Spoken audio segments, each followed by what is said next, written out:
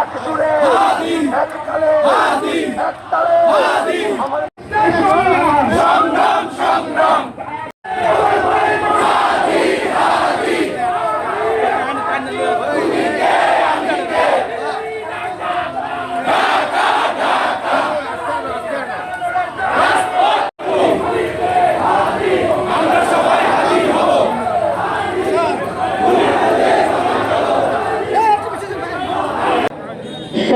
ভোলাবাসী, আপনারা জানেন শরীফ ওসমান বিন হাদিকে গুলি করার মধ্য দিয়ে বাংলাদেশের স্বাধীনতায় সার্বভৌমত্বের উপর আঘাত করেছে।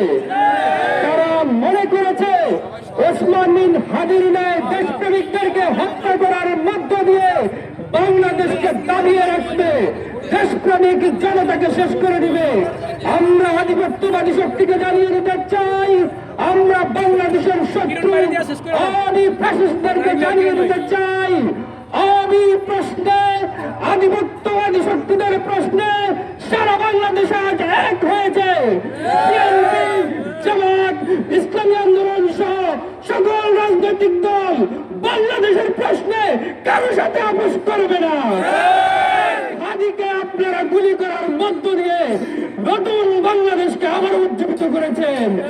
আমরা হাদির রক্ত ধরে শপথ করতে চাই, আর কেউ যদি এই দেশের প্রতি, এদেশের স্বাধীনতার প্রতি রক্তচক্ষু দেয়, আমরা এর কঠিন জবাব দেব।